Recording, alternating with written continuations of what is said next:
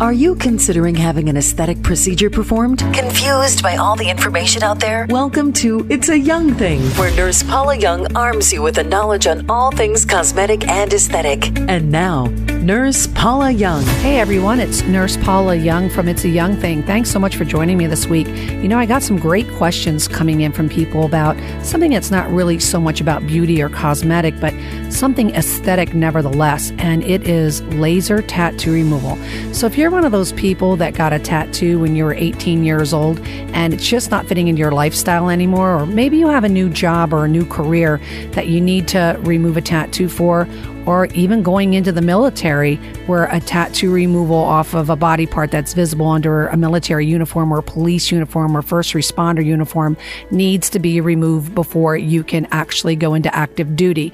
So let's talk about laser tattoo removal, because this is a cosmetic type of procedure, but it is for completely different reasons. So there's a lot of things that you need to consider before getting laser tattoo removal. You know, not all tattoos are the same. You know, tattoo artists are artists. That's what they are. They all have their own concoctions of inks and the way they mix inks and how deeply they put inks in. I've actually removed a couple tattoos from people that got their tattoos in jail from Vaseline and pencil shavings, from melted down chest pieces. I even took a tattoo off of someone that got it on a beach in Indonesia and had no idea what was put underneath her skin. And it's just bizarre. You really have no idea what is trapped in the tissue. And here you are with this high-powered laser and you're trying to get it out. So what you need to think about is not all tattoos are being treated the same way. So we think about the type of ink, the colors of ink, how deep it is in the skin. I mean, can you feel your tattoo? Is it raised like some of those tribal tattoos? Or is it really flat and smooth? Is it more shady? Where is it on your body? There's a huge difference on removing a tattoo on a shoulder than removing a tattoo on the foot. Really, the further away a tattoo is from your heart, the longer it's going to take to remove it off of your body. Also, tattoos inside the mouth, oral mucosas, they actually remove quite easily because it's not really a thick type of tissue. Another thing that comes into consideration with tattoo removal and the speed of it is if you're a smoker. People who smoke do not carry a lot of oxygen molecules on their red blood cells. They're busy carrying carbon monoxide molecules on their red blood cells from smoking. And your tissues need oxygen to heal and to clear these ink particles out. So being a smoker, that's going to slow down your tattoo removal process. Another really serious thing is red ink allergies. If you got an allergy or an allergic reaction to red ink going in, you're going to have an allergic reaction to that ink coming back out. You might want to reconsider laser tattoo removal if you've had a red ink allergy. Another type of tattoo removal problem is cover-up tattoos or tattoos that are on a body scar. You know, cover-up tattoos are more layers of ink, and it's going to take more time to get those out of the skin. And another big thing that I saw coming into my practice was previous unsuccessful tattoo removal procedures, either a bad laser treatment or somebody trying to take it off with some sort of chemical that they ended up scarring the skin, and now you've got this ink that's trapped inside scar tissue. So let's talk a little bit about how a laser works. Lasers fracture the ink particles in your skin with either heat or high peak energy. And what happens is think of a handful of grapes, big, large molecules. You know, when that tattoo ink goes in, it's like a big grape to your skin. And your white blood cells say, oh, this is something that's foreign to the body. I need to go in and I need to eat this up. And it really can't do it because the ink particles are just too large for these white blood cells called macrophages to actually break down. So sometimes you'll see the ink changing color a little bit, like really black tattoos getting kind of bluish or maybe morphing a little bit, that's your body actually trying to work on that ink and get it out of there. Well, what the laser does is it fractures that ink into tiny, tiny, tiny nanoparticles, like little grains of sand. So imagine these grapes now all shriveled up into tiny little raisins. Now they're small enough for the white blood cells to come in and clear it out of your tissue and carry it away. So that's what a laser's doing. It's fracturing these ink particles. So your very first treatment that you get, there's going to be a really good ink clearance because you're getting all that ink that's sitting on the top of the skin primed for the picking, and it just comes out of the skin a lot easier because it's right there at the surface. The challenge is going deeper and deeper and deeper into the skin to get those ink particles that are at the bottom. Do you really want to go through this? So there's a lot of factors. There's the colors, like I said, there's how deep, over body scars, there's a lot of different things. So when you do fracture the ink, so the first time you go in for your treatment, I have never used an injectable anesthetic on a patient. I've always used topical anesthetics. That's pretty much all you need if it's a large tattoo. If they're a small tattoo, I just primarily use a chiller, which is a machine that blows ice cold air onto the tattoo. It gets the skin temperature down nice and cool. And then you treat it with a laser, it heats it up, and then you put the chiller back on again, or an ice pack or a cold roller. That's really all you need. It takes seconds to treat a tattoo with a laser, just literally seconds. Now, if it's a really large back piece, that's a whole different situation. That's a lot of sessions.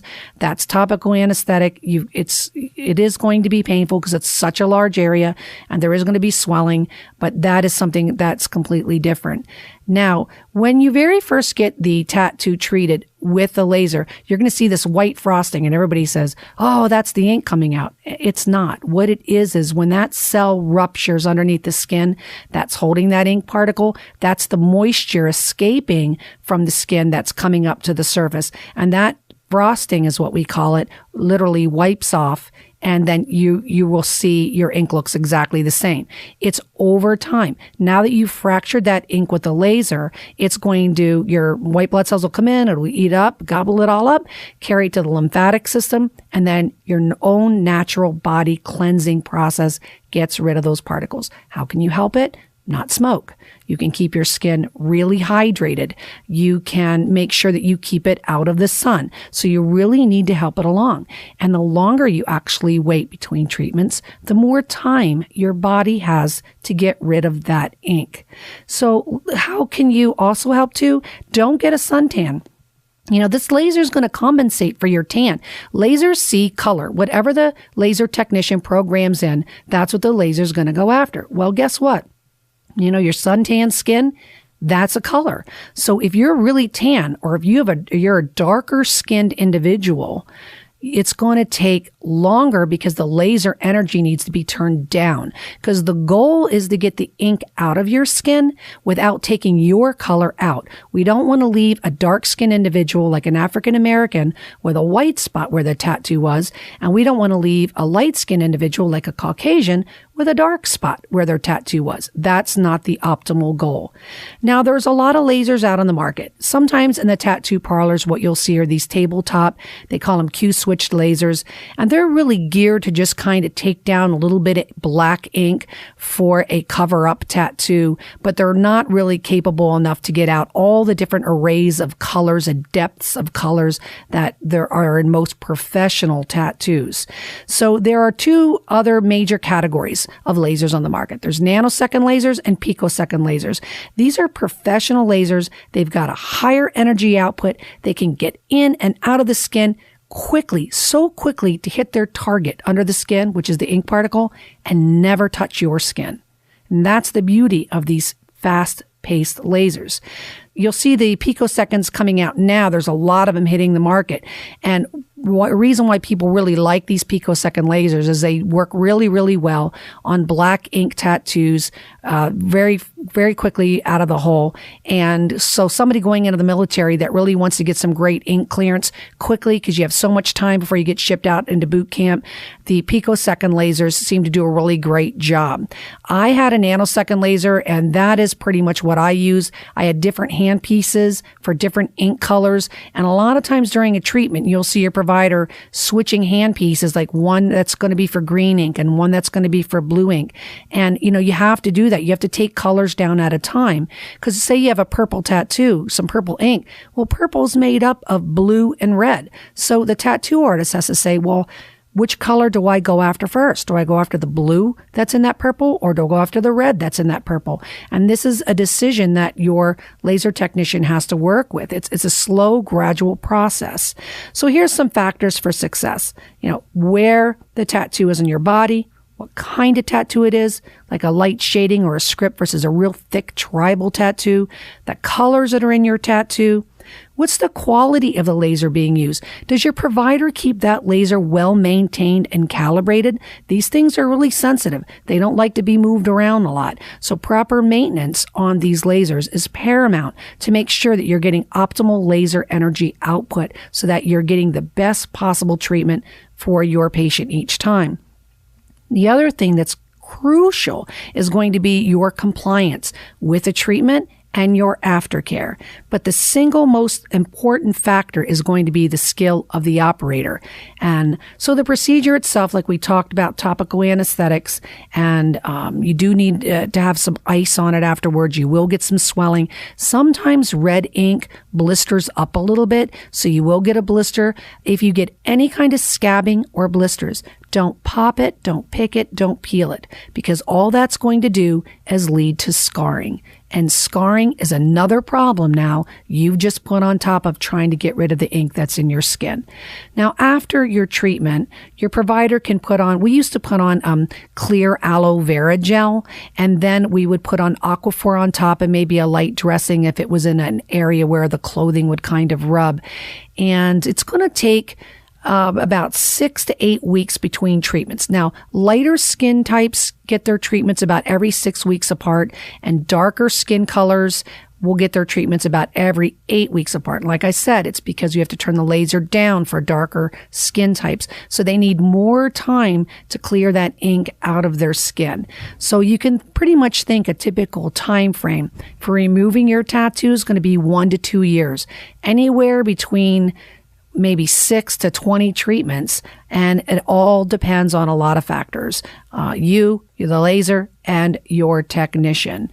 So another thing that you want to think about is if, you're rushing your treatments between, not every 6 weeks, and you want to get in like every 2 weeks, you're wasting your money basically, because all you're going to be doing is fracturing ink particles that your body hasn't even had a chance to clear yet. You're going to be refracturing the same ink particles.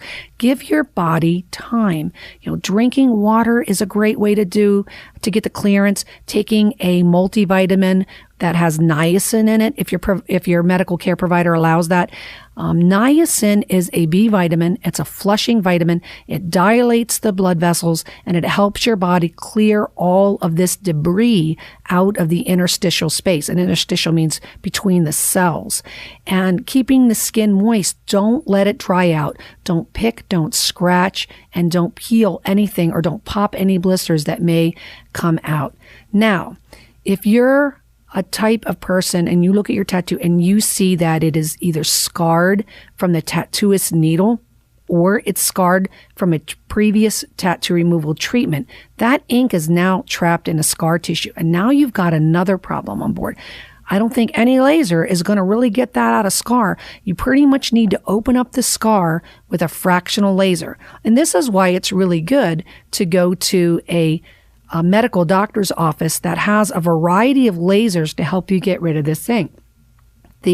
A fractional laser is a type of laser that we'll be talking more about it in a future podcast, but it's a laser that pretty much works on scars. It opens up the scar tissue to allow light beams to get in and start a healing process. And by opening that up with a fractional laser, now the tattoo removal laser can get into those holes that you created, and it can target the ink. So a lot of times I've had patients come in that I've had to use this combination laser therapy with them. So this is a really complicated process. Make sure you interview your aesthetic provider, your laser tattoo removal specialist. Make sure you look at before and after photos. No two tattoos are exactly the same, even if you and your twin went and got the same tattoo. If one is tan and one is not, and one's a smoker and one is not, you're not going to get the same identical ink clearance. So that's something that you really have to put in your head, that this is going to be a commitment for complete clearance. A lot of people kind of give up during the process. They're not getting it, rid of it fast enough, and they end up going back and getting a cover-up tattoo over top, which is great. Whatever your reasons are for getting a tattoo removal procedure done, just know that, there's going to be a commitment on your end involved. So this is a great topic. This was given to me by one of my patients. She says, I don't really understand this. Can you explain it to me? And I find myself explaining tattoo removal so much that I thought, hey, you know what? It's going to make a great podcast for It's a Young Thing. So that's all I have for this week. Thanks again for joining me. I'm so glad you guys are sticking with me. Please subscribe to future podcasts on iTunes, SoundCloud. You can also find them on our website at youngmedicalspa.com. That's all I have for you today. Thanks so much, and we'll talk to you guys next week. You've been listening to It's a Young Thing with Nurse Paula Young. If we didn't discuss a topic you're interested in today, be sure to subscribe to our podcast on iTunes, so when we do, you don't miss it. The cosmetic aesthetic world can be confusing. We're here to arm you with quality, truthful information from our many years of experience. For even more info, youngmedicalspa.com. This has been a Steve Mittinen social media creation. SteveMittenensocialmedia.com. The creators, producers, participants, and distributors of this podcast disclaim any liability in connection with the material expressed herein. This information should not be substituted for individual medical counseling. Information on this podcast is not intended to diagnose or prescribe treatment for any condition. It is intended for educational purposes only, based on the research and experience of Young Medical Spa. Discussion of specific treatments is done only in an office visit directly with the patient. Contact our office to schedule.